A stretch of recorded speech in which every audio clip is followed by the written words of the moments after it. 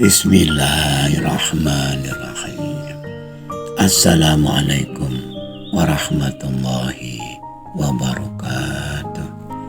Wahai anak-anakku, murid-muridku yang senantiasa dirahmati oleh Allah SWT. Marilah kita lanjutkan pelajaran kita, ngaji belajar urip.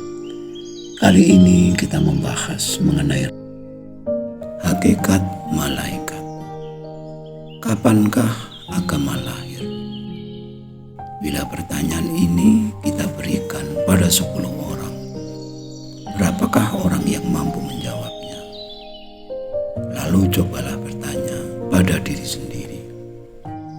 Sengaja pertanyaan seperti ini harus ditanyakan pada diri sendiri terlebih dahulu, agar kita berpikir, merenung ke dalam diri. Maka akan timbul pertanyaan, lalu apakah agama itu sendiri? Menurut pendapat orang Jawa, agama adalah ageman atau pakaian atau baju, yaitu sesuatu yang harus kita pakai atau kita gunakan. Jadi aturan apapun atau hal-hal apapun yang ada dalam agama harus kita pakai, kita gunakan, atau kita praktekkan. Namun yang menjadi masalah adalah pemahaman mengenai agama itu sendiri. Hal ini berhubungan dengan tingkat kesadaran kita. Apakah kesadaran kita ada di tingkat syariat, yaitu bungkus luarnya saja, ataukah memahami pula makna hakikat, yaitu isi atau intinya. Perlu kita pahami, perlu kita sadari bahwa 90% lebih umat Islam, khususnya umat manusia pada umumnya, ada di kesadaran syariat, yaitu kesadaran material atau kesadaran kebendaan, di mana segala sesuatu yang ada hanyalah benda. Kita tidak perlu heran bila mulai zaman dahulu sampai sekarang atau hingga nanti, hingga kapanpun, bila kesadaran kita hanya di kesadaran material atau serba benda, maka kita tidak perlu heran bila semua yang ada di rukun iman pun akan dibendakan. Mulai dari surga, neraka dianggap sebagai suatu tempat di suatu saat kelak. Rasul, malaikat, dan bahkan Tuhan pun kita anggap sebagai sosok tertentu atau seseorang tertentu. Bayangan bahwa Tuhan berada di surga, di atas arsy, di atas langit lapis 7, di singgasana, tidak akan pernah lepas dari bayangan pikiran kita. Demikian juga dengan malaikat. Bayangan kita tentang malaikat pun adalah seseorang atau sosok tertentu yang berwujud tidak ubahnya manusia. Meskipun kita tetap percaya bahwa malaikat dikatakan terbuat dari cahaya, namun tetap saja bayangan bahwa malaikat itu seperti manusia tidak bisa lepas. Nah, disinilah kita terjebak dalam dunia taklid. Beragama hanya ikut-ikutan saja. Padahal seumur hidup kita, sejak lahir hingga meninggal, kita tidak akan pernah bertemu dengan malaikat seperti itu. Lalu bagaimana dengan rukun iman kita? Selama kita meyakini bahwa malaikat adalah seseorang yang ada di luar kita, dan nyatanya kita tidak pernah bertemu dengan dia, maka mengapa disuruh mengimaninya? Sudah barang tentu iman seperti itu tidak ada gunanya. Lain halnya dengan kepahaman kita bahwa malaikat adalah karakter atau sifat, yaitu sifat malaikati atau kemalaikatan, di mana malaikat selalu tunduk patuh kepada Tuhannya. Meyakini adanya kesadaran untuk selalu patuh, taat pada Tuhan adalah dampak langsung dari mengimani adanya malaikat dalam diri.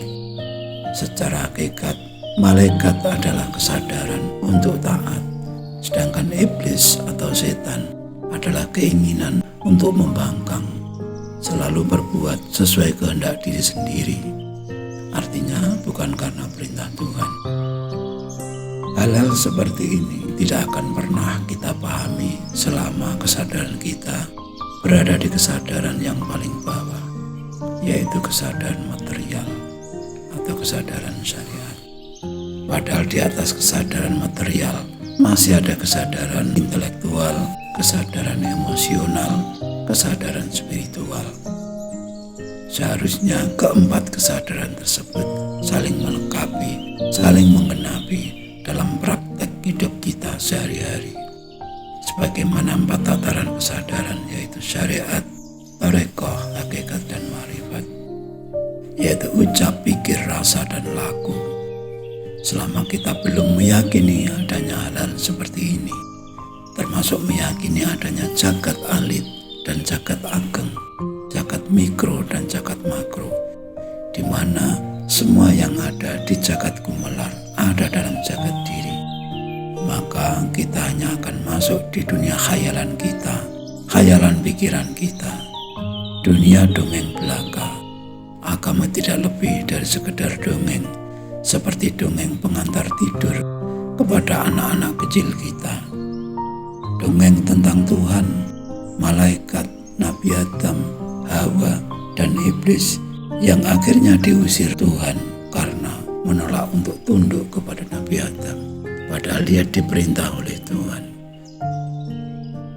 Cerita-cerita itu sungguh melekat kuat karena diceritakan terus-menerus dari kita kecil hingga kita menjadi orang tua. Cerita seperti ini sebenarnya hanyalah kiasan atau perumpamaan agar melekat kuat dalam ingatan kita. Namun jika sekarang kita telah benar-benar dewasa, telah rasional, telah mengerti makna lugas dan makna kias, telah mengerti pula mana syariat dan mana hakikat, tentunya kita harus sadar adanya hal-hal yang bersifat simbolis dan makna yang ada di balik simbol. Sebagaimana Ka'bah disimbolkan sebagai rumah Allah atau rumah Tuhan, bukan berarti sebagaimana bangunan rumah di mana di dalamnya ada kita sebagai penghuninya. Selama kita tidak paham makna-makna simbolis, kita tetap meyakini bahwa Tuhan ada di dalam Ka'bah yang luasnya tidak lebih dari panjang 20 meter dan lebar 20 meter. Jika kita yakin Tuhan Maha Besar, bahkan bumi dan langit pun tidak mampu menampungnya, lalu kenapa bisa ada di dalam Ka'bah? Jika memang benar Tuhan ada di dalam Ka'bah, karena Ka'bah adalah Baitullah, alangkah enaknya orang-orang Mekah yang selalu dekat dengan Allah. Bagaimana dengan kita yang tinggal jauh dari negeri Arab? Lalu di manakah keadilan Tuhan jika demikian?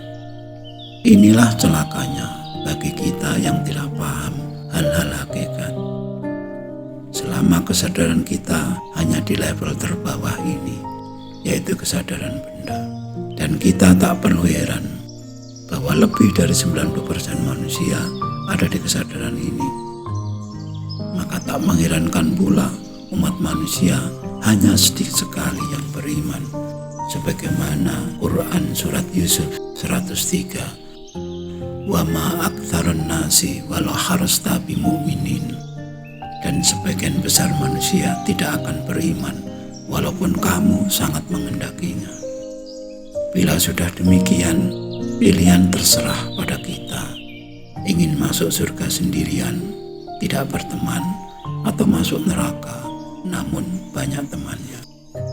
Ingin tetap hanya di makom syariat, ataukah ingin menapak ke level-level yang lebih tinggi sebagaimana seharusnya? Ingin beragama sebagai dongeng, ataukah beragama di dalam dunia yang nyata? Pilihan ada pada diri kita sendiri. Sekian dulu wajangan yang mohon maaf atas segala kekurangan. Semoga selalu bermanfaat, dan marilah berdoa bersama. Ya Allah, mudahkanlah jalan pengabdian kami kepadamu. Amin, amin, amin ya Rabbal Alamin. Wassalamualaikum warahmatullahi wabarakatuh.